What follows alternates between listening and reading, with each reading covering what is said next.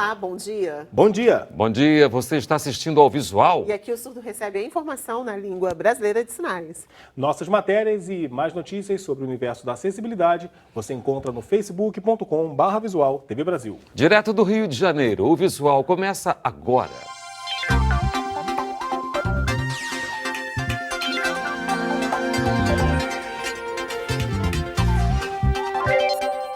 ,780 mil pessoas no Brasil são portadoras do vírus da AIDS e quase 130 mil não sabem que estão infectados.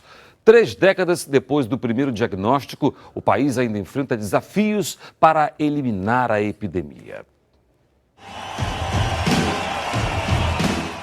Há 30 anos, o Brasil assistia à expansão silenciosa de um vírus então desconhecido, mas muito temido, o vírus HIV, causador da AIDS, síndrome da imunodeficiência adquirida. Naquela época, pegar HIV era quase que uma sentença de você vai ficar doente, você vai morrer de alguma doença. As mortes de personalidades como o cantor Cazuza, em 1990, comoveram o país. O meu tesão agora é risco de vida. Será? O surgimento dos remédios antirretrovirais aumentou a sobrevida dos pacientes, mas o avanço no tratamento trouxe o silêncio sobre a doença. É como se o HIV entrasse no armário e deixou de ser um assunto que era conversado nas rodas e deixou de ser um assunto que assustava as pessoas. Gabriel Estrela, de 23 anos, faz parte da geração que não ouviu muito sobre o vírus HIV e a AIDS, mas foi obrigado a se informar quando descobriu que era soro positivo. Eu nasci na década de 90, então quando eu me tornei adolescente, o HIV já estava começando a se silenciar, com os coquetéis. O pessoal começou a se tratar e a viver bem, e a AIDS foi perdendo aquela cara e o pessoal foi garantindo-se ao sigilo. Dados divulgados pelo Ministério da Saúde mostram que é na faixa etária de 15 a 24 anos que o vírus está mais presente. A epidemia também alcançou mulheres e idosos e continua forte entre os homossexuais, travestis e transexuais. Um dos dados mais preocupantes é a baixa adesão ao tratamento. Cerca de 40% das pessoas diagnosticadas com HIV não têm acompanhamento médico, o que levou o Ministério da Saúde a mudar a estratégia de prevenção. Além da distribuição de camisinhas, o governo quer ampliar o tratamento de pessoas que já são soropositivas. É uma forma importante, uma vez que você trata os positivos, aquelas pessoas que têm o HIV, diminui o tanto de vírus que está circulando na pessoa e, portanto, diminui o tanto de vírus que vai circular na comunidade. Outra medida é facilitar o acesso ao diagnóstico precoce, com a ampliação dos testes rápidos orais, que podem ser feitos pela própria pessoa sem a necessidade de especialista. Compra na farmácia e faz em casa. São os autotestes. E esperamos que isso esteja disponibilizado para o mercado já no primeiro semestre do próximo ano. Enquanto os testes rápidos não chegam às farmácias, eles são levados até as populações mais vulneráveis. Esta ONG de Goiás se tornou referência nacional por levar o kit de teste até os pontos de prostituição da cidade. É mais prático e rápido, Às vezes a gente não tem tempo para estar deslocando a uma unidade de saúde. Mas o maior desafio ainda é vencer o preconceito e garantir que a informação não pare de circular. A gente precisa falar a respeito. E falar a respeito de HIV não é durante uma aula de biologia desenhar o retrovírus no quadro. Não é isso que nossos jovens precisam.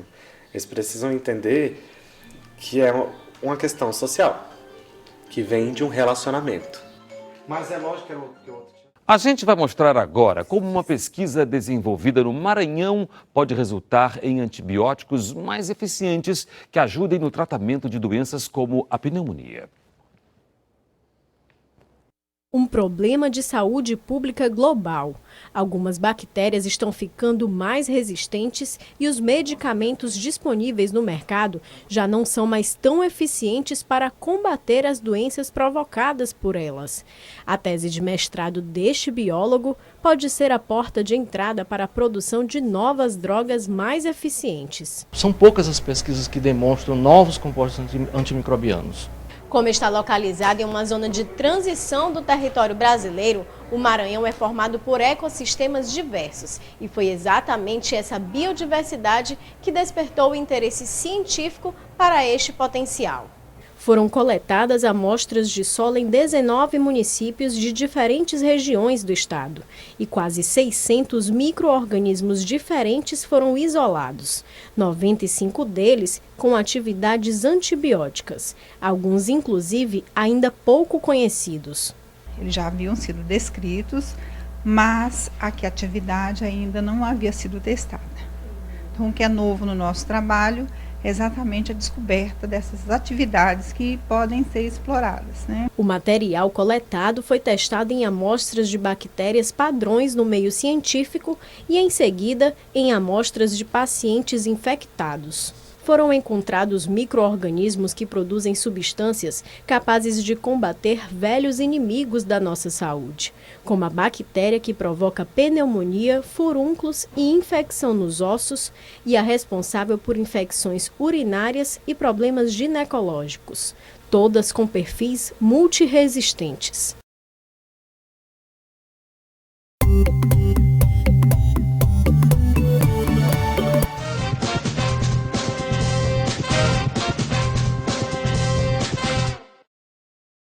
Olá, eu sou Adelino Osores e sou tetraplégico. Ao meu lado está uma intérprete de Libras, que é a língua dos surdos.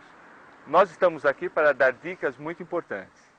Quando você encontrar uma pessoa cadeirante, pergunte se a pessoa precisa de ajuda e o que ela quer que você faça. Se a conversa for muito longa, procure se sentar na altura da pessoa cadeirante e não apoie na cadeira, que é uma extensão do seu corpo. Se a pessoa usar muletas, acompanhe-a no ritmo dela. Respeite as diferenças, aproveite para aprender com elas.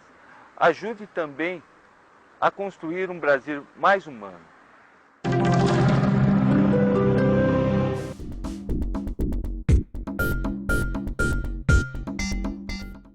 Semana, sexta-feira, sábado, domingo. Revisando. Semana, sexta-feira, sábado, domingo. Por todo o país, um problema de mobilidade se repete. A má conservação e falta de padronização das calçadas. Isso dificulta o deslocamento das pessoas pelas cidades, principalmente das pessoas com deficiência. Para se deslocar pela cidade, cada um escolhe um meio de transporte. Carro, moto, ônibus, bicicleta, mas quando descem dos veículos, todos são pedestres. E têm que enfrentar uma verdadeira prova de obstáculos para caminhar pelas calçadas do Brasil. E eles são muitos. Buracos, desníveis e até mesmo carros, já que o espaço que deveria ser destinado aos pedestres, muitas vezes acaba virando estacionamento. É uma indecência as calçadas brasileiras, em todas as cidades que eu estou dizendo. Inclusive nas cidades pequenas, a calçada continua sendo relegada a um espaço menos importante do sistema viário. Só que no Código de Trânsito Brasileiro, a calçada está inserida técnica e juridicamente como via pública. A via pública é de testada a testada dentro de uma caixa viária. A calçada, o leito carroçável onde passa o carro, o ônibus, a bicicleta e a outra calçada do lado de lá. Este é o eixo de via pública, que está caracterizado juridicamente no Código de Trânsito Brasileiro. Mas não é tratado como tal. O poder público só se ocupa de parte dessa via pública, que é onde passam os carros. Para quem não enxerga, a dificuldade é ainda maior. Romeu, que ficou cego por causa do glaucoma, já sofreu vários acidentes em Goiânia. Já tive pequenos acidentes, como já caí em bueiro, boca de lobo, bater a cabeça ou o peito em tolos de loja, né? que algumas vezes já chegou até sangrar a minha testa com esses pequenos acidentes. A falta da sinalização tátil na maioria das calçadas brasileiras também impede que os cegos possam se locomover com autonomia pelas cidades. Carros em cima das calçadas,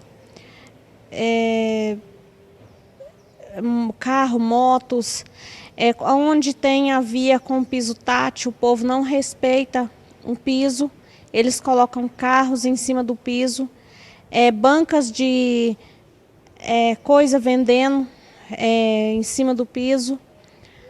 Então é muita dificuldade que a gente está enfrentando com a questão das calçadas. Apesar de não parecer, existem responsáveis pelas calçadas. Na maioria dos municípios brasileiros, a obrigação de zelar por elas é dos proprietários dos lotes. Então é preciso que o poder público efetivamente abrace a causa do pedestre e faça com que essas calçadas elas sejam mais bem planejadas. Porque se deixar a cargo de cada proprietário, cada um vai fazer com o seu padrão, a sua forma, com degraus às vezes, né, que interrompem. E aí isso precisa ser realmente assumido pelo poder público para que ele possa normatizar e realmente fazer com que essa calçada seja padronizada para o uso da sociedade. E o Visual está terminando. Muito obrigada pela companhia. Você pode sugerir pautas para o nosso programa pelo WhatsApp. É isso aí, o número é 021 97 452 2300. Tchau, bom dia. Bom dia. Tchau para você.